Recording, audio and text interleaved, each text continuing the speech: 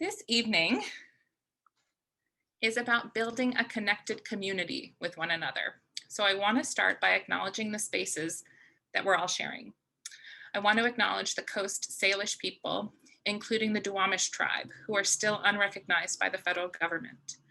It is upon their land which we study and work here at the University of Washington.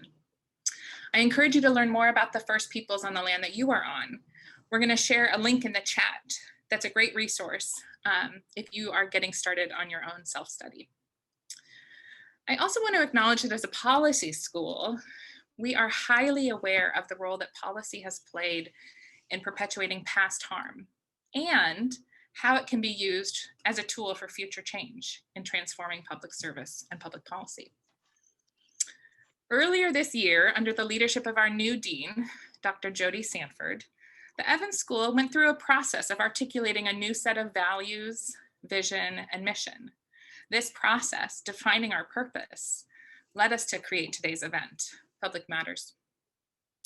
By living into these new values of equity, courage, and service, the Evans School's North Star is a world of inclusively built societies powered by brave leadership, rigorous action, and collective wisdom. So the purpose of Public Matters is to explore this collective wisdom, honoring all ways of knowing, and moving us towards a community of reciprocity through the sharing of stories. It's our hope that these stories will ignite in you sparks of inspiration, sparks that will fuel your own commitment and action to transform public service. So tonight, you will hear from 6 storytellers. Here's what we asked of them. Relating to this year's theme, which is transforming public service, and in no more than 5 minutes, please share with us what you have seen, heard, tried, learned, been inspired by, prepared for, accomplished. Where are you going next? How are you stepping into a new way of being in public service? How are you leading change in and through organizations and institutions? How are you connecting with community? How are you creating a new public future? Easy, right? And here's what we're going to ask of you all, our guests. There will be moments during this program where you will be invited to signal your support for this important work, transforming public service, through a variety of ways. And we hope that you think of these meaningful ways as opportunities to join us in living into our purpose, to inspire public service and democratize public policy.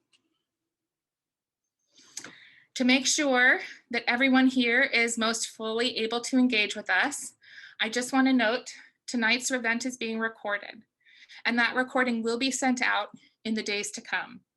So if you miss something, don't worry, you'll have a chance to go back and listen again. Also, we'll be sending out a document that captures themes and a few of the sparks from today's storytellers. The chat feature is open, so please ask us any questions you have. If you need technical assistance, let us know. Feel free to give shout outs to any friends that you see, and of course to our storytellers as well. A quick shout out that I want to give is to our event sponsors. Together, they contributed $35,000 to support Evans School students in honor of this inaugural Public Matters.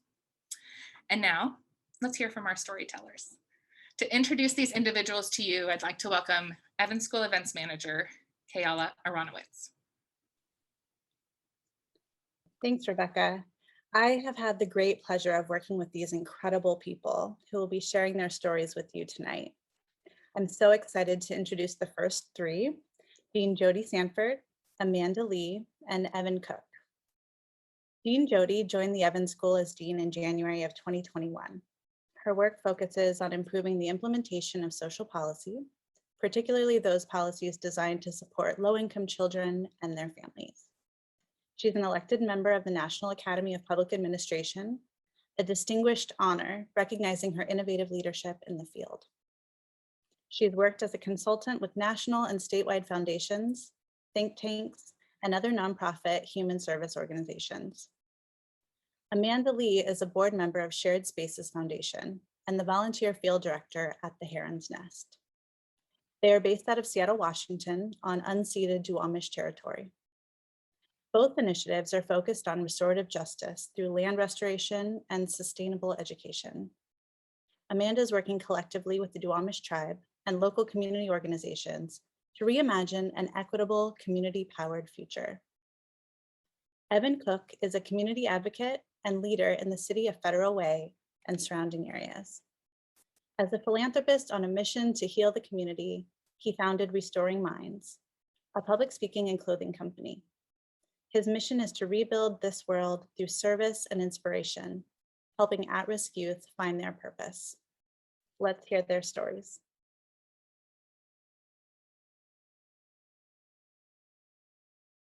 When I was young, my family used to say that I was like my grandmother. And while she was a simple woman, she played a complex role in my life. Her father died when she was 3 in the global flu pandemic of 1919. She was raised on a Wisconsin farm during the Great Depression and shared stories of the relentless hard work of that time, selling eggs in town, making bread each week for the family.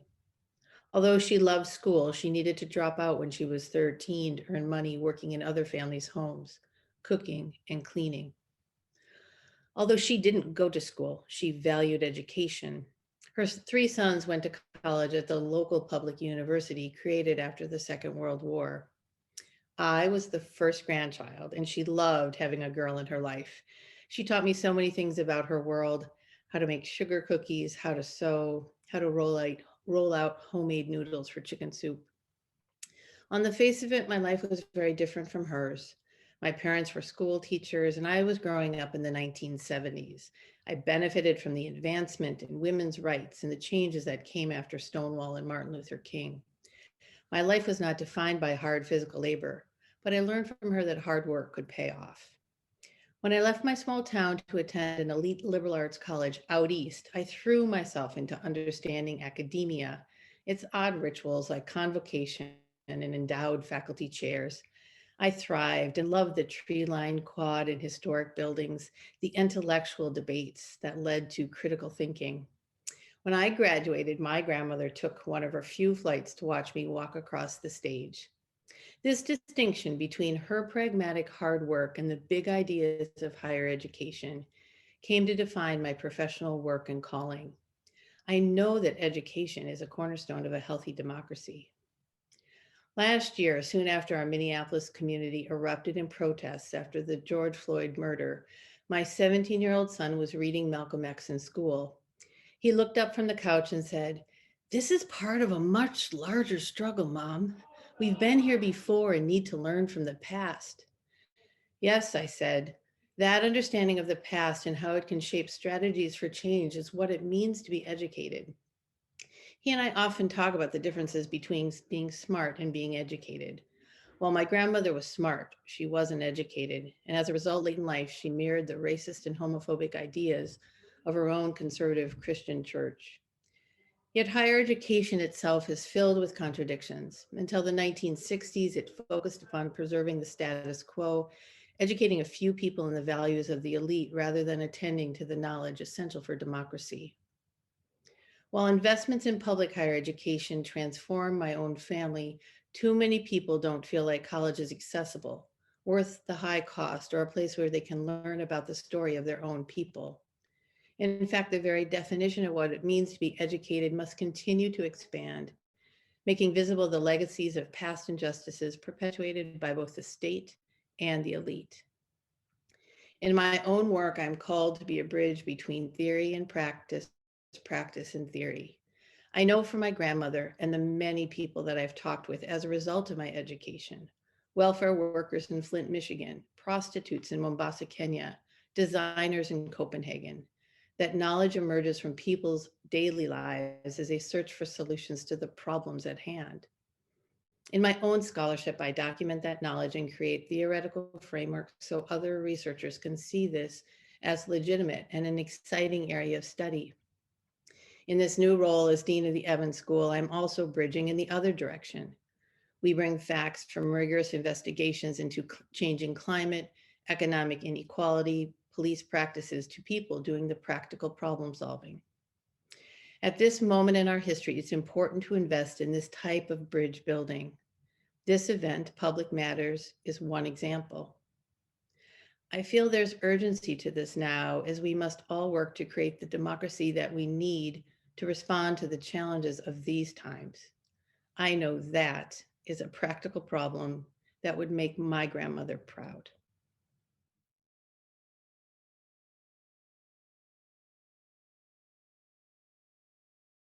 Hi, everyone. I'm Amanda Lee, and I want to share some history with you around the Duwamish tribe in River Valley. The Duwamish people have resided on Seattle and King County land since time immemorial, where they once inhabited 90 villages in the Puget Sound area and had over 54,000 acres of land taken from them for nothing in return. They now own less than an acre of land in Seattle and have been unfairly stripped of their federal recognition, despite being the first signatories of the Treaty of Point Elliott in 1855. The federal government has consistently failed to honor the commitments of the tribe. In 1979, the federal government revoked the tribe's federal recognition and continues to deny their appeals. In 1983, the tribe incorporated as a 501c3 nonprofit, but has struggled to provide educational, cultural, health, and programs for its members without federal funding and recognition. I have been working alongside the tribe for 8 years and recently helped form Shared Spaces Foundation and the Heron's Nest Project in continued support. In summer 2020, we joined together with community partners to launch the Heron's Nest Project, an outdoor space built upon resource sharing and mutual aid, focused on restorative justice through land stewardship and sustainable education. Shared Spaces is currently leasing a 3.5-acre parcel adjacent to the Duwamish Longhouse and Cultural Center in West Seattle.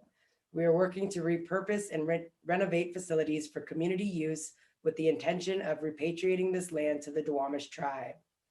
Since colonization, land back movements have been working to repatriate stolen land to Indigenous people.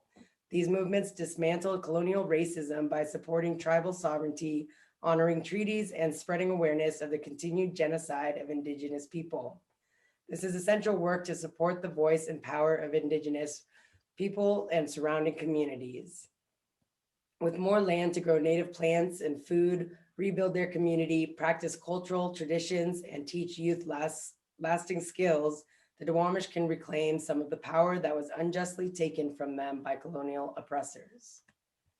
The Heron's Nest Project aims not only to empower the Duwamish tribe, but also foster a sense of community in the Seattle area by developing sustainable community access facilities, outdoor cover areas, including campgrounds, kitchens, classroom space, building workshops, and a tool library. This project relies on the blessing and guidance of the Duwamish tribe. Our proposal has been vetted and approved by tribal leadership because they already provide health, food, financial, and cultural services for their members. They don't have the capacity to continue leading these renovation efforts. As of today, we are partnered with 20 local organizations and several Evans alumni that hope to make use of the Heron's Nest. Partners like the West Seattle Tool Library and Dirt Corps hope to use classrooms to empower underrepresented communities and increase their access to green jobs. Environmental community groups such as Tilth Alliance, Forterra, and Seattle Green Partnership plan to utilize facilities to promote sustainable food education and environmental stewardship. We believe this initiative serves as a model for resilient and powerful communities. We also plan to create and maintain West Seattle's first plastic upcycling center. Modeled off of Real Precious Plastics, we will be partnering with the University of Washington to create hubs across Seattle where plastic will be collected and manufactured into durable upcycled materials. To make our vision a reality, we aim to raise $1.3 million to fund the land acquisition and development. However, we need at least $200,000 by July 2021 for a down payment, or the land will go back on the commercial market. The purchasing and restoration of stolen land is not a burden the Duwamish tribe should bear. It is up to us as a community to restore and steward the land while we actively work to repatriate as a step towards restorative justice.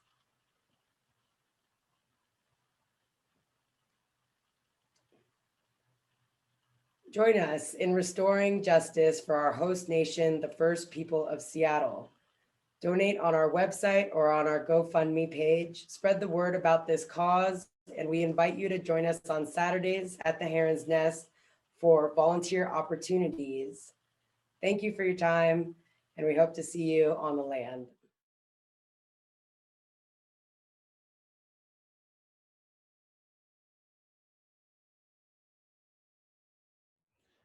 I never had a lot. I have to work for what I get. My mom worked 2 jobs just so we kept the residence. My shoes had holes with the shower post bent, but up at what I have, you must be heaven sent. Now no one knows, but we all have a clue. You want to see what you believe, then look at what you do. We all got dreams, but never dared to pursue, and that answer for failure was called your excuse. Hi, my name is Evan Cook, and I'm honored to tell my story. It's one from humble beginnings, like many who came before me. Started playing sports, so many would adore me, but I just wanted to escape that feeling of the poor me. Fell into the system. Some say it's a black man's fate.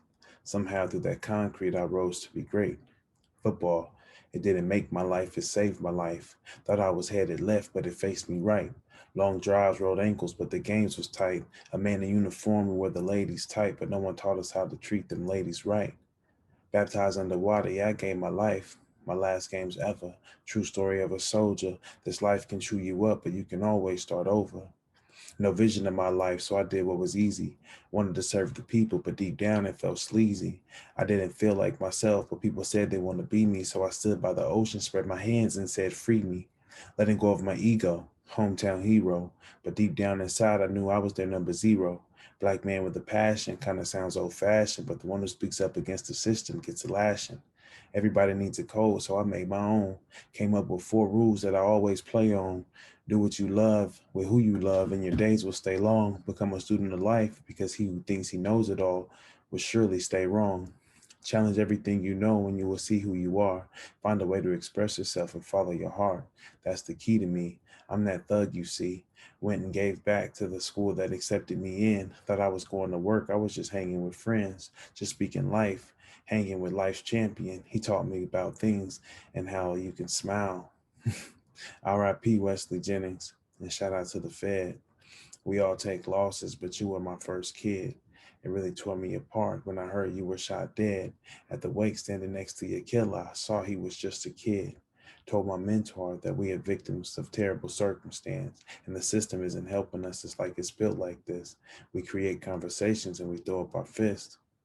We come together, but it seems to never last. Another chapter, another class, but where's the children, may I ask? They are standing on the cliff, ready to leap, because there's no one to follow, thinking how black boys rarely see tomorrow, unless the NCAA call or the military come and borrow, but most of them seems to choose them bullets that are hollow. And I was seeing too much sorrow, and I fell, whether I failed. Left my wife and did some things I wouldn't do again. I got depressed, felt suicidal. Yes, I was a humbled man. Me and my mother on our own felt like I was young again. Was told that life is a dance, so I hit that running man. Really down on my luck until I learned my history. No wonder why they wanted to keep it a mystery. Got some Choctaw, Seminole, and even some Cherokee. I learned about myself and stood up on my black feet. Got my head straight and got back to them streets. Started a program and did some outreach. Gave a lecture, and again I started to teach. Coaching football just to find my inner peace. It's always about how you respond. I was raised to be a king and never a pawn. Know what it feels like to be a black swan. That's why I always teach compassion. Lost another kid, this time to suicide. Then lost my good friend. For many nights I sat and cried. I felt so grateful just to be alive, but deep down something was killing me inside. For so long I did so much, but for others, backstabbed by the people I had once called brothers. Bought my own platform so I can express myself. Why care what someone else wants for you if you don't want the best for yourself? When you're walking in alignment, you can see the test for yourself. When you show you don't need them, that's when they ask for your help. Me, I like to move in silence. I like to be stealth. I made a place for the people, and then I invest in my wealth. This I do for the youth. I'm just fulfilling my mission. to build them a place that is free of admission, give them programs and pay their tuition, teach them grades, teach them a vision. From the concrete will no longer stand, from the garden they blossomed into great women and men, into the streets they poured, spreading love through the land, and there was never a need for a prison again.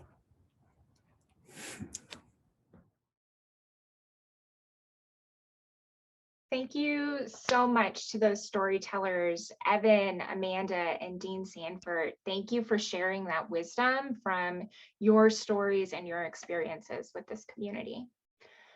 My name is Shannon Merchant. I am the Director of Career Development here at the Evans School. Over 3 years here at the Evans School, I have had the pleasure to connect with a lot of students, many of our alumni in the community, and a really wide variety of organizations.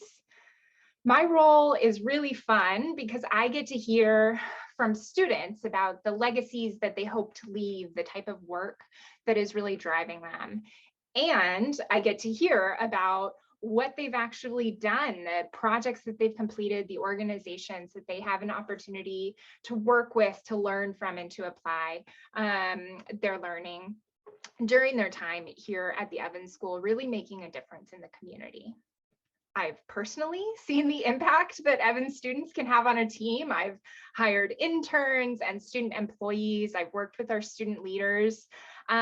These students have really pushed my team forward, have pushed the Evans School forward, and given us a lot of recommendations on how we can improve our services, our programs. And so I have really felt the impact that even one student can make on my team, on a small team, and then on our school and our institution. There are a lot of ways that you can signal your support to encourage our students and these future public leaders and public administrators in their career journeys. I am going to share my screen so that you can see a web page that's been put together about all the ways that you can engage with the Evans School community. If you scroll down and you take a look at this section that is talking about hire, this is highlighting a couple of the ways that you can support students through engagement with our career development team. I think that link is being dropped in the chat as well. We here at the Evans School would not be able to help students achieve these career goals without strong community partnerships, without the support and the mentorship that's offered by our alumni, by public administration, policy practitioners, and supporters in the community. There are so many different ways that you can partner with us. You could hire an intern, you could share full-time recruitments with us, you can reach out to us if you have a special project. But even beyond hiring, you can signal support through activities like serving as a panelist, sharing your own story and your career journey and these lessons learned along the way.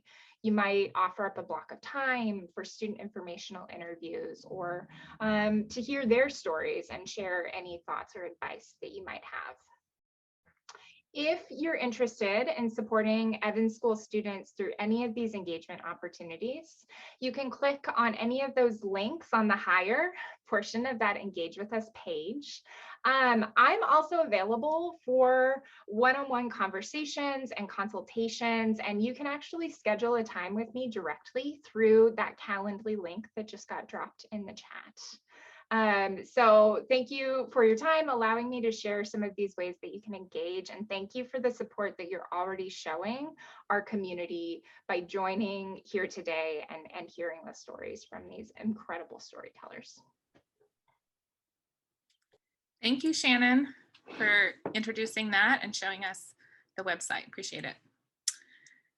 Reflecting back for a moment on the stories that we just heard from Dean Jody, Amanda, and Evan, I'm going to ask everyone here with us today to take a moment to consider what struck you about any of those stories that were shared. Take a moment to think about that. And as you do, start to type your thoughts and reflections in the chat, but don't hit send yet. We have a plan. So I'm going to give you a moment to think about your reflections. You can start to enter them in the chat, but don't hit send.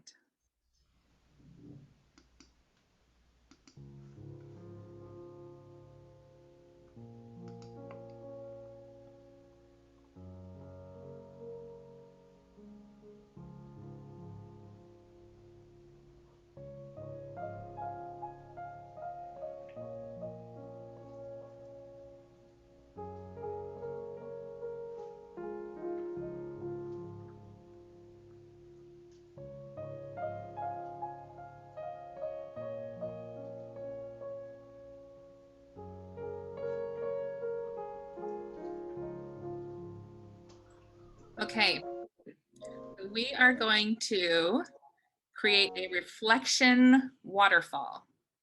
So when I say go, we will all hit enter at the same time, and all of our contributions and reflections will enter this space simultaneously. Okay, I'll count slowly in case there are some people who are rapidly typing. 1, 2, 3, go. Just take a moment to scroll back through and see what the community is offering right now.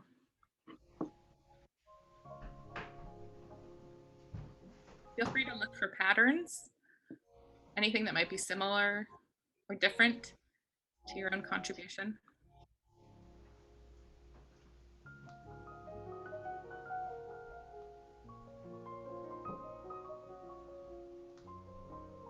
Thank you for participating. It is time to hear from our next 3 storytellers. So Kayala, would you like to introduce them now? Yeah, thanks, Rebecca. I am so excited to introduce Sarah Levin, Priya Saxena, and Dr. Karen Johnson. Sarah Levin is the Vice President of Community Services at United Way of King County. She thrives working across sectors, connecting communities and people to resources, and keeping racial equity central to her work. Her 30-year career in Seattle has offered exciting and varied experiences, from direct service with Russian-speaking refugees to a stop at the Evans School, then leadership roles in government and philanthropy. Priya Saxena is the founder and president of Equitable Future, a strategic anti-racism and justice consulting firm that works with changemakers across the Puget Sound region to reimagine and transform our communities. They do this by envisioning an unapologetically equitable future, unpacking white supremacy culture from our values, relationships, and institutions, telling bold truths to make strategic, fact-based decisions, and redistributing power to generate enduring positive change. Dr. Karen Johnson, Dr. J, serves as director of the newly created Washington State Office of Equity. Appointed by Governor Jay Inslee to this post in February of 2021, her office works with Washington agencies to increase access to equitable opportunities in order to bridge opportunity gaps and reduce disparities. Dr. J has worked for the U.S. Department of Veterans Affairs and serves as adjunct faculty at the Evergreen State College, teaching courses in dismantling racism and identifying bias in public service settings for the Metro Public Administration Program. Here are their stories.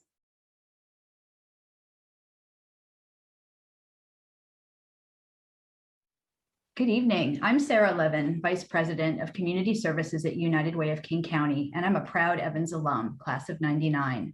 I'm so excited to be part of Public Matters, and I'm honored to join my storytelling colleagues in the Evans School community as we embark on an important journey around racial equity and anti-racism. Any good story should start with context. Here's mine. I grew up in Rhode Island and I moved to the West Coast for college. Public service is part of my DNA. My time at the Evans School was an important turning point, intended to help me advance my nonprofit career. Networking and a project that tied to the Pacific Place Garage led me instead to 13 years in government and nearly a decade in philanthropy. Racial equity has been an evolving and important part of my work in the last 2 decades. I want to talk about my racial equity journey with you using a frame of head, heart, and hand. That frame came to me recently through Equity Matters, a consulting group working with United Way on racial equity and anti-racism. Let's start with HEAD. Any good Evans School student knows the value of grounding our work in data. United Way of King County focuses on building a community where people have homes, students graduate, and families are financially stable. Let's take a look at some stark racial disparities in each of those areas. Of the 12,000 people experiencing homelessness in King County in January 2020, 25% were Black compared to 7% of the population. In the 2018-19 school year for the 7 roadmap districts, only 37% of Black and Pacific Islander children were ready for kindergarten. And in King County, the median income in 2019 was $107,000 for white families, only $52,000 for Black families. What story does this data snapshot tell? We have a problem in our community. People of color are furthest from opportunity in really important areas like housing, education, and financial well-being. To me, each of these data points represent failed systems, deliberate inequitable policy choices, and systemic racism. They show the suffering and trauma of community members of color, which should be a call to action for all of us. I dedicate my work and United Way's philanthropy to upending these disparities. Next up is heart. I often find great joy in racial equity work. I get to put the love, the fill in philanthropy into partnerships with communities of color and being a bridge between United Way donors and groups working hard to lift their communities. Every day, I'm inspired, humbled, and hopeful about the United Way team's laser focus on centering community of color voices and solutions. Racial equity work is also really hard and deeply personal. It's a journey with multiple starting points and different perspectives of the destination.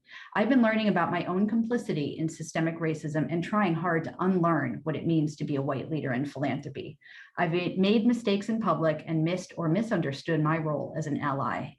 Some days I'm defensive, I'm afraid of change, and I'm unsure about how to reconcile how far my staff of color want United Way and me to change, and the reality of how fast we can. At the end of the day, racial equity work is the most important thing we can be doing right now if we seek a community that's just and where everyone thrives. Now we go to hand, the action driven by head and heart. It's the work I do every day at United Way to address those disparities. I'm proud of work my team did last year when the pandemic's impact on communities of color was clear and the racial justice uprising called us to do more. We listened to community and made significant investments in community of color-led organizations providing food and rent. I've also found a sweet spot in helping mainstream institutions with racial equity. I'm proud of the role I've had at United Way, being a champion for us to do more to create equity practices internally, along with the transformation of our funding practices. I've also been a volunteer with Leadership Tomorrow for more than 6 years, helping transform their curriculum and institutional practices. Finally, let's talk about working together to dismantle racism, build a society where no one is left behind, and those disparities are in the past. Racial equity work has to include all sectors. It has to center the voices of people of color, and we have to collectively reimagine how we work together and whose vision and voices are centered. This is hard, and it has to include the Evans School. Racial equity work isn't new to the Evans School, but working to be an anti-racist institution is, as is learning in public. The time is now, and I'd expect no less from the Evans School. For everyone called to public service, inspired by our time at the Evans School, there is no better call to action. So I leave you with an ask. Let's be part of this journey together. Let's upend those disparities. Let's create policies and systems that center people of color. Let's create anti-racist institutions. Let's work on this together so we can all thrive.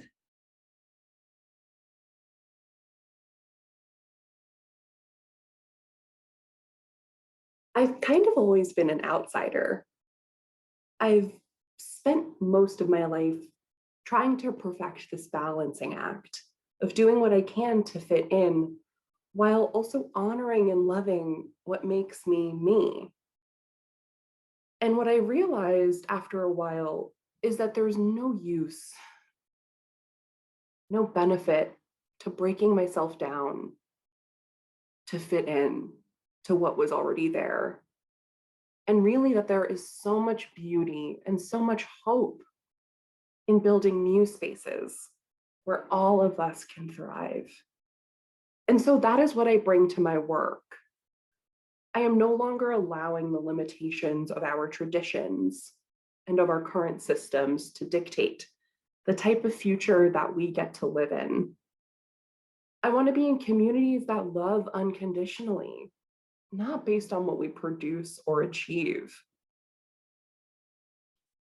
I spent a really long time looking for a space like that, looking for a space that would unlearn and unpack white supremacy culture, that would fight for justice.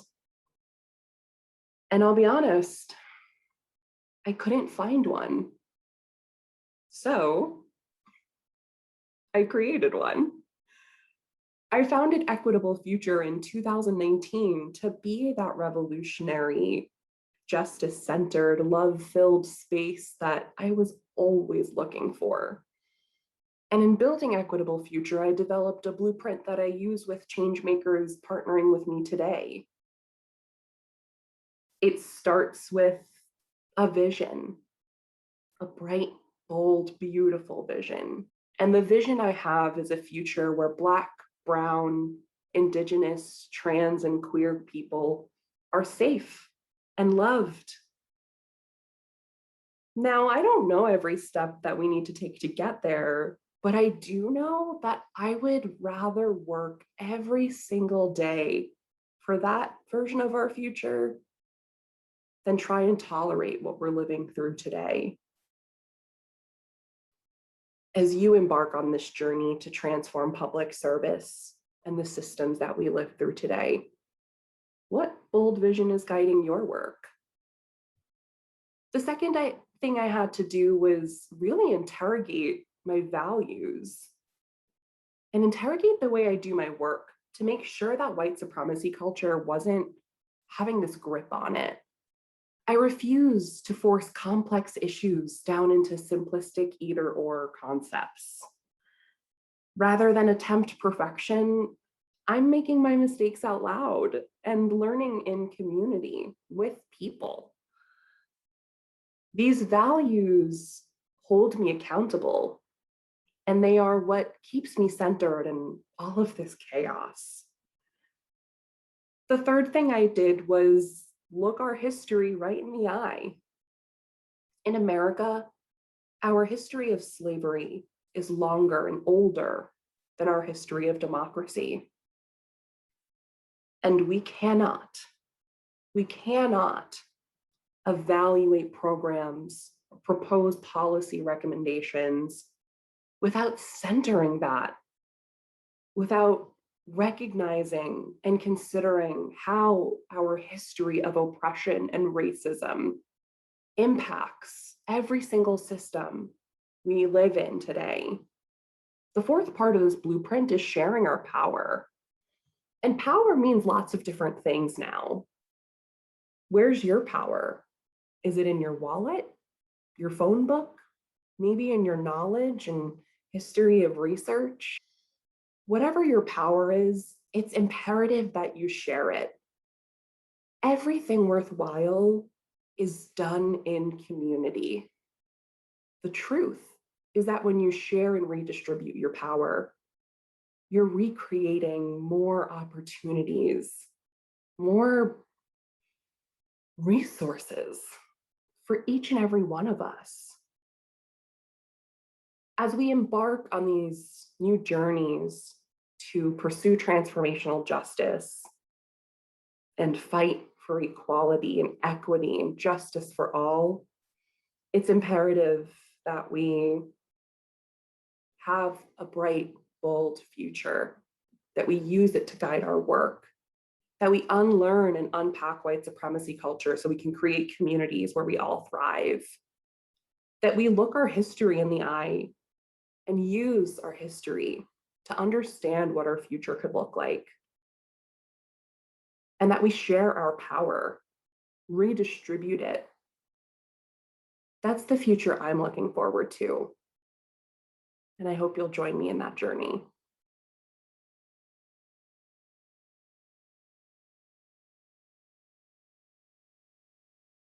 How did we get to where we are? Here's my story. European colonizers thanked my indigenous ancestors for helping them survive their first winter on our land by killing them, raping my foremothers, and stealing our land. They justified this genocide by saying that we were not human, we were of a different race. The European colonizers then gave themselves a new identity, white. They called themselves white. Then they took this false narrative of, quote, they're not human, they're of a different race, end quote, to a whole new level when it came to my African ancestors. People who were purchased, put on ships against their own will, treated like animals on their journey across the transatlantic Middle Passage to the stolen land and thrust into the US chattel slavery system. This system made it legal to buy, own, and sell my African ancestors as property while working them without payment. And these false narratives of whiteness, and white supremacy based on racial difference and racial hierarchy, not white hoods, institutionalize what I refer to as discourse one. Black equals melanin or slave equals inferior equals dehumanized, vilified, and criminalized. And this false narrative, or what some call a bold-faced lie, effectively made the system of slavery racial, hereditary, and permanent. Discourse one was embedded into virtually every institution and aspect of society, even though race isn't real, and was enforced by violence, lynching, and slave policing patrols. Well, where are we now? We're now perfectly positioned to root out, pull down, tear down, and destroy the systems associated with false narrative of discourse one, to enjoy the freedom, the love, the joy that comes with building and planning systems founded on the truth of discourse two, that all people are created equal, endowed by our Creator with rights to life, liberty, and the pursuit of happiness. And while I recognize that we do live in a nation with founding principles that all lives matter, Black lives are treated as though we are exempt or excluded from this truth. It's unsafe to drive while Black, jog while Black, and excel while Black, because America has created countless laws and policies extending to poverty, housing, education, employment, law enforcement, and environmental protections, including clean drinking water, that have disproportionately harmed Black Americans and other communities of color to sustain racial division and white dominance. Well, where are we now? Well, on December 14, 2020, the governor of the state of Washington put forward significant investments to address systemic racism and eliminate racial disparities within state government and Washington communities. One such investment included funding the statewide Office of Equity. I'm honored to serve as its inaugural director. By law, this office is responsible for reframing government to work in a way that increases access to equitable opportunities, resources, and power in order to bridge opportunity gaps and reduce disparities. Where are we now? We are now facing a window of opportunity to inclusively build societies powered by collective wisdom, brave leadership, and vigorous action in the 21st century. The Office of Equity is currently gathering the collective wisdom from many voices across the state to co-create an equitable and just state where everyone flourishes, belongs, and achieves their full potential for the next 7 generations and beyond. My hope is a truly transformed government enterprise, one that embeds equity and justice into every action, and where doing so is simply the way state government works, period. Where are we going? Well, Washington is an equitable and just state where everyone prospers and achieves their full potential for the next 7 generations and beyond. Let each of us find ourselves in this historic moment to get in good necessary trouble. Let us be the generation of truth tellers about discourse one, so the healing, the forgiveness, the reconciliation, and transformation can begin. Let us be the generation that shifts the trajectory of society toward equity and justice for all. Let us be the generation for which history books record that we're the reason that they live in a fully transformed, inclusive, multicultural, anti-racist Washington and society where everyone enjoys life, liberty, and the pursuit of happiness, and there is equity and justice for all. The future of this state and this nation depends on what we do right here, right now. If not us, who? If not here, where?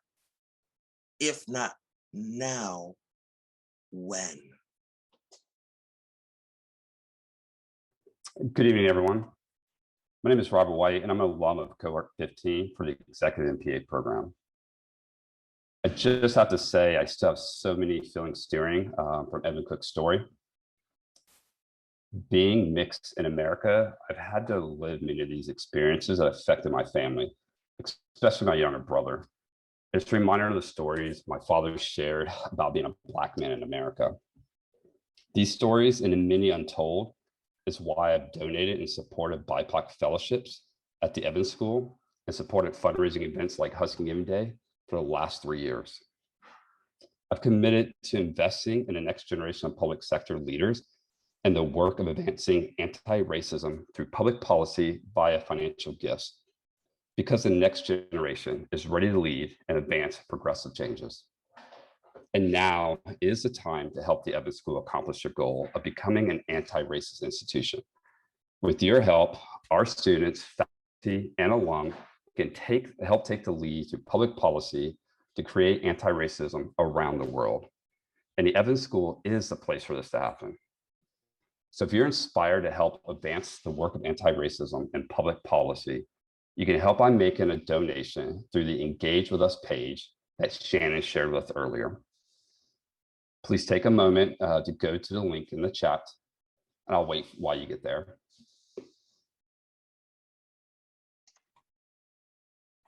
As you arrive on the site, you should be able to see a little heart on the left side. If you click on that heart, you'll be able to then input the amount you would like to give. I personally would like to thank everyone's support for your gifts given tonight.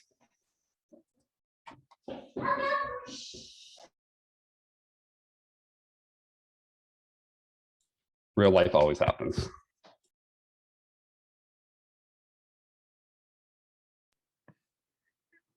Thank you, Robert.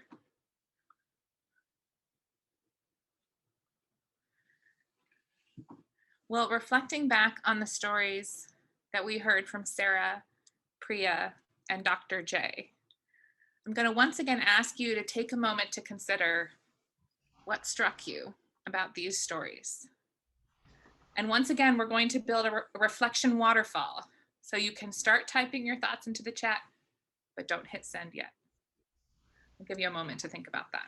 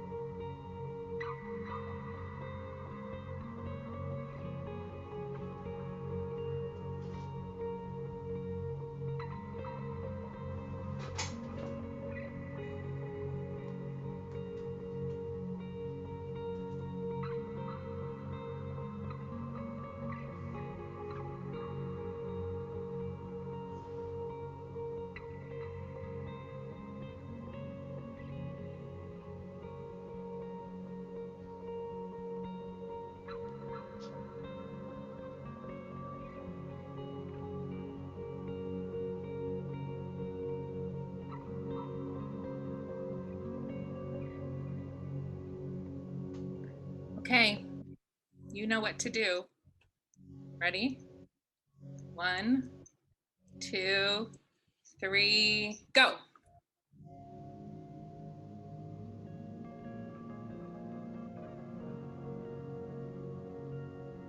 Take a minute to scroll through and see what others are offering.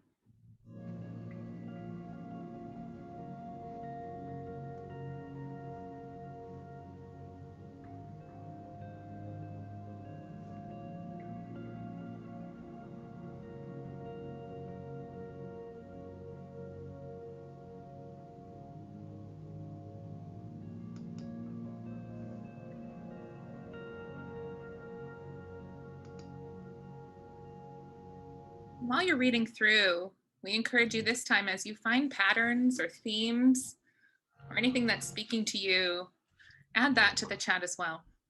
We'd love to know what you are finding.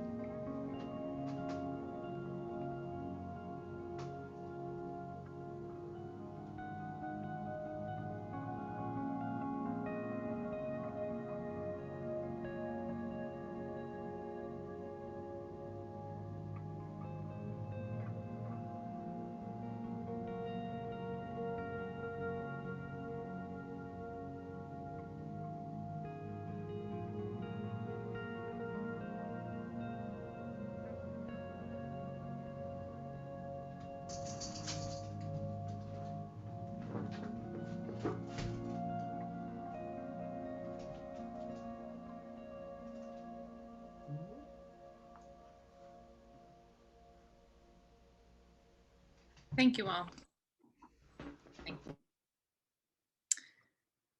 Our colleague, Marcela Sotella Odor, has been working behind the scenes, you don't know this, to capture themes and patterns as well over the course of the night.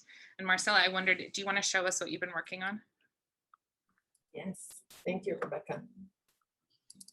So we have what we would like to call a harvest. So if you think of the seeds that we've been collecting of knowledge and of the stories shared with a lot of power and vulnerability.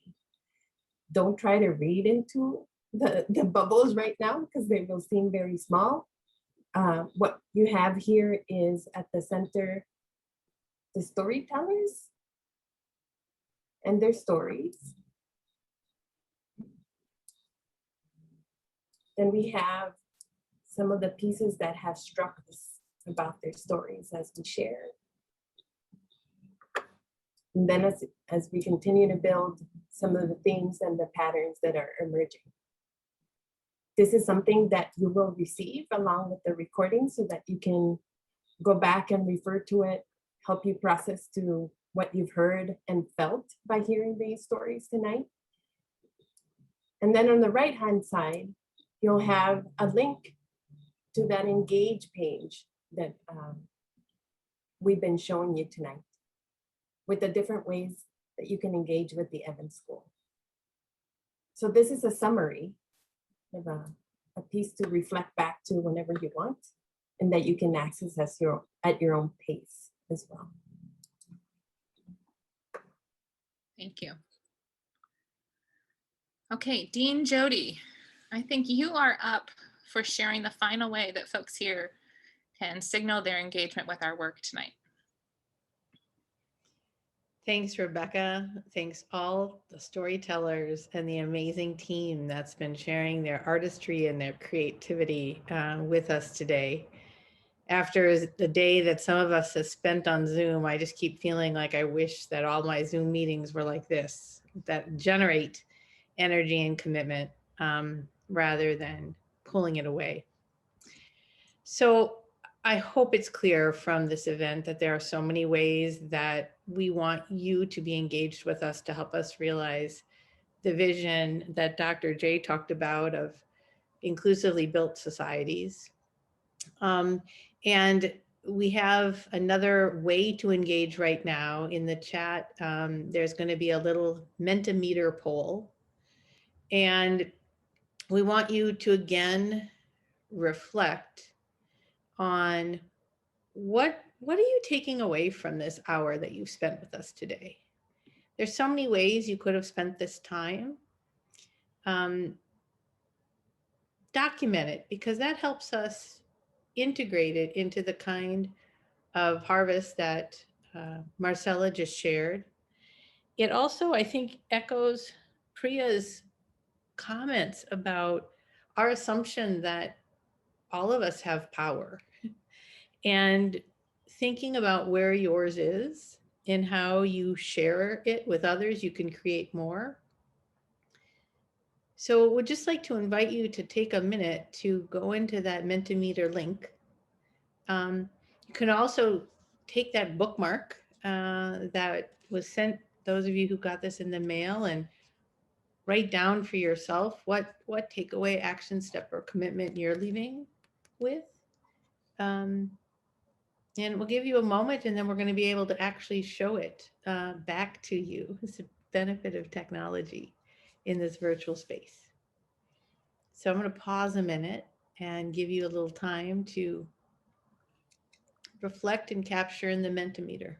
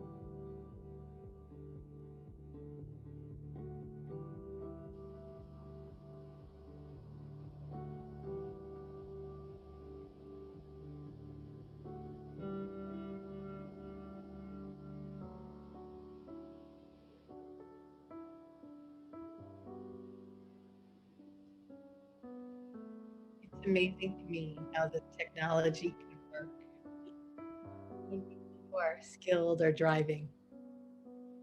We're in so many different places all across the country right now, and yet we're both having this experience together and documenting these insights. And this kind of motivation is essential.